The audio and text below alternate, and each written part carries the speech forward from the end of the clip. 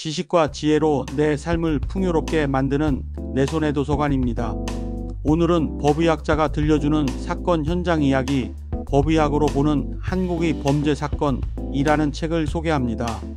오랜 세월 동안 잊혀져 왔던 한국의 법의학 드라마를 오늘날 다시금 살려보려는 취지에서 기획된 책입니다.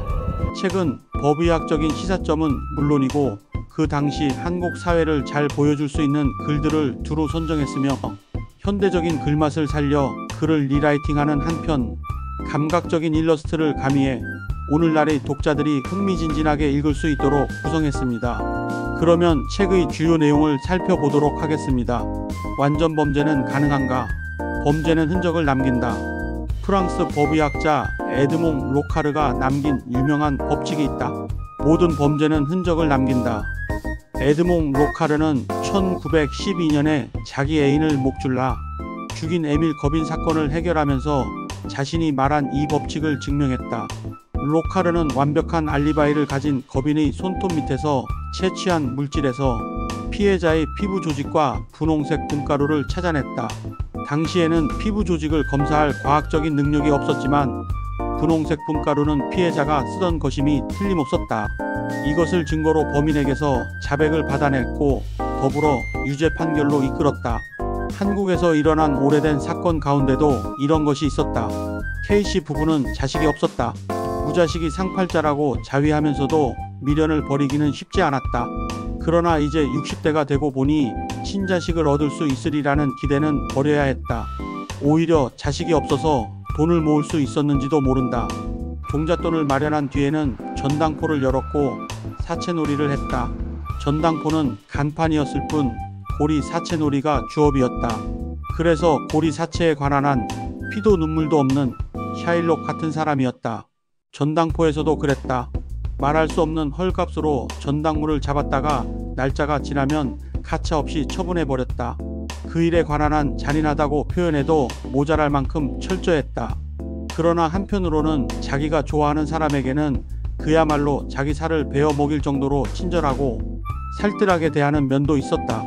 특히 이웃집 이발소에서 일하는 이발사인 N청년과의 관계가 그랬다. N도 이발소에 손님이 없으면 전당포의 K씨 부부를 찾아가 말벗이 되거나 세상 돌아가는 물정을 알려주었다. 잔심부름이나 집수리 등 노인이 하기 힘든 일도 자진해서 도와주었다. 그런 식으로 몇 년을 지내다 보니 N은 K씨 부부를 친부모처럼 여기고 따랐다. K씨 부부도 자식처럼 그를 대했다. 세월이 흐르면서 N이 결혼을 했다. 모아둔 돈으로 전세방을 얻었고 월급으로 힘겹긴 했지만 두 사람 생활은 꾸려나갈 수 있었기 때문에 나름대로 행복했다. 그런데 6개월마다 오르는 전세값을 N으로서는 감당할 수가 없었다. 그때마다 N은 K씨에게 부탁해 간신히 그 돈을 채우곤 했다. 그러나 N씨 부부는 불안하기만 했다. 그래서 상의 끝에 조그마한 판잣집이라도 마련해 보기로 했다. 이발소가 쉬는 날이면 이 젊은 부부는 변두리로 집을 보러 다녔다. 그러나 그런 집들도 하나같이 엄두를 내기 힘들 만큼 비쌌다. 결국 N은 K씨에게 부탁해서 모자라는 돈을 빌렸고 판잣집을 하나 장만했다. 그런데 K씨와 N청년은 돈 문제에 대해 서로 다른 생각을 갖고 있었다. N은 K씨가 제 아무리 이름난 수전노지만 자기한테는 좀 다르게 대해줄 것이라고 생각했고 K씨는 아무리 N이지만 취한 돈의 이자는 제대로 쳐서 받아야 한다고 생각했다. N은 집을 마련한 기쁨에 더 열심히 일했다. 또 살림을 맡은 신부도 생활비를 절약하며 빌린 돈을 갚기 위해 노력했다. 그렇게 어느 정도 돈을 모은 N은 일부나마 갚을 수 있게 되었다는 기쁜 마음을 안고 K씨를 찾아갔다. N이 돈을 내놓으며 일부를 갚으러 왔다고 말하자 K씨는 돈을 세어보더니 그 돈은 겨우 이자에 해당되는 정도일 뿐이라고 말했다. 순간 N은 깜짝 놀랐다. K씨가 자기에게는 고리 사채놀이를 하지 않으리라 믿었기 때문이다. N은 한동안 무슨 말을 해야 좋을지 몰라 방바닥만 쳐다보고 있었다. 그런데 설사 이자를 받는다고 해도 이건 너무 심하다는 생각이 들었다. 그래서 겨우 입을 떼고는 그러면 너무 심한 고리 사채가 되는 것 아니냐고 했다. K씨는 그 말을 듣더니 얼굴을 붉히며 대뜸 욕설을 퍼부었다. 젊은 놈이 남의 돈을 공짜로 쓰려고 하면 안 된다는 것이었다. N도 실망감과 분노에 휩싸여지지 않고 말대꾸했다. 말이 오갈수록 분위기는 험해졌고 날이 섰다. 마침내 K씨의 커다란 주먹이 N의 얼굴을 쳤고 N은 옆에 있던 과도를 번쩍 집어들었다. 그러고는 K씨의 앞가슴을 찔렀다. 싸우는 소리를 듣고 K씨 부인이 방문을 열었는데 칼을 든 N과 피를 흘리는 K씨를 보고는 방 안으로 뛰어들었다. N은 K씨의 부인마저 살해했다. N은 순식간에 엄청난 범행을 저질렀지만 잠깐 냉정을 되찾았다. 자신이 이 집에 온 것을 아는 사람은 없었다. N은 자신의 흔적을 지우고 아무도 보는 사람이 없다는 것을 확인한 다음 그 집을 빠져나왔다. 다음 날 전당포 노부부 살인 사건이 신문에 대대적으로 보도되었다. 수사는 여러 각도에서 시작되었다. 그러나 좀처럼 단서가 잡히지 않았다. N은 시치미를 떼고 K씨 부부의 빈소에 나가 울면서 밤을 지새웠다. S 수사관은 현장을 조사하다가 라이터 하나를 주었다. 주변 사람들에게 탐문해보니 K씨는 담배를 피우지 않았다고 했다. 그렇다면 범인이 거실 수 있다. 라이터에서 지문을 채취할 수 있기를 바라며 지문 감식반에 넘겼다. 그러나 지문을 확인할 수 없었다. 그래도 혹시 라이터에서 범인의 흔적을 찾을 수 있을지 모른다는 희망을 가지고 내가 일하는 실험실로 찾아왔다. 안타까운 일이지만 지문을 현출해내지 못할 정도라면 혈액형도 알아낼 수가 없다. S 수사관은 내 설명을 듣더니 심하게 낙심했다. 그렇다면 단서가 전혀 없으니 이 사건을 해결하기는 거의 불가능하다는 것이었다. 나는 일단 그 라이터를 검사라도 해보자고 했다. 라이터가 범인과 피해자의 접촉하는 과정에서 남겨진 것이라면 라이터와 범인이 접촉하는 과정에서 남겨진 그 무엇이 있을지도 모른다. 라이터의 위에서 밑까지 그리고 앞뒤를 조심스럽게 살펴보았다. 얼핏 이상한 것이 눈에 들어왔다. 라이터의 심지 부분에 아주 작은 입자들이 붙어 있었다. S 수사관에게 잠깐 기다리라고 말하고는 심지 주위의 입자를 채취해 현미경으로 들여다보았다. 그것은 아주 작긴 했지만 사람의 머리카락이었다. 라이터 심지 근처에 사람의 머리카락이 왜 이렇게 많이 묻어 있을까? 곰곰이 생각해보니 만일 이발사가 이 라이터의 주인이라면 가능한 일이었다. S 수사관에게 이런 감정 결과를 알려주었다. 내 말을 듣더니 S 수사관이 가느다랗고 긴 눈이 번쩍 뜨였다. 그가 무릎을 탁 치며 말했다. 용의자 가운데 이발사가 있습니다. 다음날 S 수사관은 보따리 하나를 들고 다시 찾아왔다. 선생님 말씀대로 이발사가 범인이었습니다. 어제 자백을 받아냈고 범행 당시 입었던 옷을 증거물로 압수했습니다. 옷에 묻은 피를 검사해보면 K씨 부부의 피라는 것을 확인할 수 있을 겁니다. 선생님 잘 부탁합니다. 보따리 속에는 피 묻은 옷이 들어있었다. 검사 결과 그 옷에는 K씨 부부의 혈액형과 일치하는 혈흔이 묻어 있었다. 이처럼 모든 범죄는 어떠한 경우에도 흔적을 남기기 마련이다. 아래 위의 원리.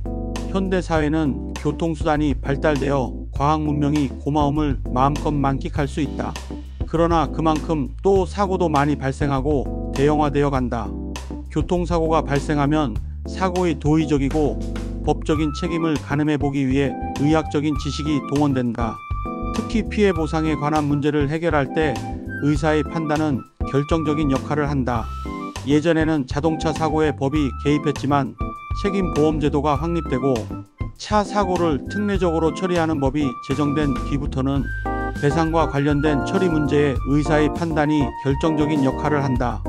그런 만큼 의사들도 자동차 사고에 대한 메커니즘을 이해하고 정확하게 판단해야 할 책임이 커졌다. 자동차는 저마다 크기와 무게는 다르지만 대체적인 모양이나 구조는 비슷하다. 그래서 사고가 일어났을 때도 어떤 상황이냐에 상관없이 인체에 가해진 손상 형태가 비슷하다. 특히 자동차의 맨 앞쪽에 있는 범퍼에 의한 손상은 차의 종류, 동작, 속도 등에 상응하는 특징적인 소견을 보여준다.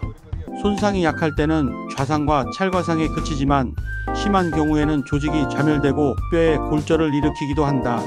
또 범퍼에 의한 손상으로 가해 차의 종류를 알 수 있다. 그런데 우리 의료계의 관행을 보면 아쉬운 점이 있다. 자동차 사고로 인한 환자가 오면 생명엔 지장이 없는지 골절과 같이 응급조치를 요하는 손상은 아닌지 하는 문제에만 민첩하게 반응하는 것 같다. 물론 당연한 일이다. 그런데 범퍼로 인한 손상 위치를 확인하고 그 높이를 재어서 기록하는 일도 중요하다. 그렇지 않으면 뺑소니를 찾아내기가 어려울 수밖에 없다. 자동차는 그 차종에 따라 범퍼의 높이가 다르기 때문에 범퍼 손상의 높이를 재어두면 뺑소니를 색출하는데 큰 도움이 된다. 범퍼 손상을 통해 사고 당시에 운전자가 브레이크를 밟았는지 엑셀레이터를 밟았는지 알 수 있다. 교통사고 현장에서는 목소리 큰 사람이 이긴다는 말이 있다. 특히 자가 운전자는 직업적인 운전자에 비하면 운전도 서툴고 사고에 대한 경험도 적은 편이기 때문에 큰 소리 앞에서는 약한 모습을 보이는 것이 보통이다. 또 목격자 없는 데서 발생한 사고라면 운전자 잘못이 아니라고 해도 별 소용이 없는 경우가 많다. 그러나 범퍼 손상에 대해서 잘 알고 있으면 사고 당시의 상황을 정확히 알아낼 수 있다. 다음은 자동차 사고를 낸 운전자가 억울한 누명을 벗은 예다.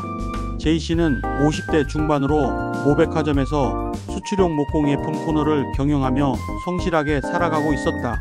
그는 출퇴근길이 혼잡하고 대중교통을 이용하는 것이 힘들어 어쩔 수 없이 자동차를 한 대 샀다. 그리고 1년이 지나자 운전에 어느 정도 자신을 가지게 되었다. J씨는 어떤 모임에 가더라도 차를 가져간 날이면 절대로 술을 마시지 않았다. 그러나 그날은 고등학교 동창회에 참석하면서 원칙을 깨뜨리고 말았다. 새로 나온 동창들이 많았고 어쩔 수 없이 한 잔을 마셨는데 결국에는 취기가 돌 만큼 마셔버리고 말았다. 그러나 J씨는 전혀 취하지 않았으니 운전을 할 수 있다고 스스로 판단했다. 게다가 밤이 늦어서 차도 많지 않을 테니 별 문제가 없을 거라고 보았다. 실제로 옛날에는 오늘날과 달리 음주 측정을 하면서 음주운전을 단속하는 일이 매우 드물었다. 하더라도 느슨했기 때문에 빠져나갈 구멍도 많았다. J씨는 술을 꽤 마셨지만 운전대를 잡았고 집으로 향했다. 사고는 집 가까이에서 일어났다. 골목길에서 청년 한 명이 갑자기 튀어나와 차에 뛰어든 것이다. 급정거를 했지만 청년은 차에 부딪혀 인도 쪽으로 쓰러졌고 J씨의 차는 그대로 미끄러져 나가다가 멈춰 섰다. 사방을 둘러보았다. 아무도 없는 것 같았다. J씨는 순간적으로 도망쳐야겠다고 생각했다. 음주운전을 한 데다가 청년이 뛰어들었다는 것을 본 사람도 없으니 증명할 방법도 없으리라고 판단했던 것이다. J씨는 집에 들어가긴 했으나 뜬 눈으로 밤을 새웠다. 그런데 다음날 아침 J씨 집에 경찰이 들이닥쳤고 그는 경찰에 연행되었다. J씨는 사고 당시에 현장에 아무도 없는 줄 알았지만 사실은 그렇지 않았다. 멀리서 지나가던 대학생이 그 사고를 목격했고 J씨의 자동차 번호판을 보고 기억해 두었던 것이다. 이 대학생은 자동차 사고를 당한 피해자를 업고 가까운 병원으로 갔지만 목숨을 구하지는 못했다. 대학생은 경찰에 뺑소니 차에 대해 신고했다. 이유야 어찌됐든 J씨는 뺑소니 살인범으로 몰리게 되었다. J씨는 청년이 갑자기 골목에서 튀어나와 차에 뛰어들었기 때문에 이 자동차 사고는 불가항력이었다고 주장했다. 그러나 뺑소니를 쳤기 때문에 J씨의 주장은 받아들여지지 않았다. 그런데 J씨는 검찰에 송치된 뒤에도 계속 같은 주장을 되풀이했다. 뺑소니에 대해서는 잘못을 인정하고 반성하지만 사고 자체는 불가항력이었다는 것이다. 그래서 자동차 사고로 숨진 청년을 검시하게 이르렀다. 부검시 왼쪽 팔 윗부분에서 널쩍다리 윗부분에 걸쳐 오른쪽 아래 앞부분으로 향하는 좌상과 찰과상이 있었다. J씨 차는 포니 엑셀이었다. 이 차의 범퍼 높이는 47cm로 그 당시 한국에서 생산되는 차종 가운데 범퍼 높이가 가장 낮았다. 이 차가 서 있는 사람이나 걷고 있는 사람을 치었다면 무릎 아래쪽이 정강이 부분에 범퍼 손상이 생긴다. 그런데 이 청년의 경우에는 그 부분에서 아무런 손상을 발견할 수 없었다. 그 대신 위에서 말했듯이 왼쪽 팔 윗부분에서 널쩍다리 윗부분에 거치는 손상이 있었다. 이것은 이 청년이 자신의 왼쪽에서 달려오는 차에 뛰어들었다는 증거다. 그리고 찰과상의 방향이 오른쪽 아래로 향하고 있다는 것은 충돌 당시에 운전자가 급브레이크를 밟았음을 말해준다. 말하자면 달리던 차가 급브레이크를 밟으면 범퍼는 아래쪽을 향하게 되는데 심한 경우에는 10cm 정도는 아래쪽으로 향하게 된다. 만일 가해자가 피해자를 살해할 목적으로 갑자기 엑셀레이터를 밟으면 범퍼는 5cm 정도 위쪽을 향한다. 그러므로 피해자의 몸에 남아있는 범퍼 손상을 조사해보면 충돌 당시 상황을 재구성해 낼 수 있다. 그러니 J씨의 진술은 사실이라고 보는 것이 옳을 것이다. 요약: 법의학으로 보는 한국의 범죄 사건은 법의학자 문국진 교수가 한국에서 실제로 발생한 다양한 범죄 사건을 법의학적 관점에서 분석한 책입니다. 이 책은 1978년부터 연재된 법의학 에세이 중 오늘날에도 의미 있는 사건들을 선별하여 구성되었습니다. 문국진 교수는 이 책에서 법의학적 지식뿐만 아니라 사건에 대한 인간적인 통찰과 따뜻한 시선을 함께 담아내고 있습니다. 이를 통해 독자들은 단순한 범죄 이야기를 넘어 인간의 복잡한 심리와 사회적 배경까지 깊이 있게 이해할 수 있습니다. 이 책은 법의학에 관심 있는 독자뿐만 아니라 인간사의 다양한 측면에 관심을 가진 이들에게도 유익한 읽을거리를 제공합니다. 이번 영상을 유익하게 시청하셨다면 구독과 좋아요 부탁드립니다. 그러면 다음 시간에 뵙겠습니다. 감사합니다.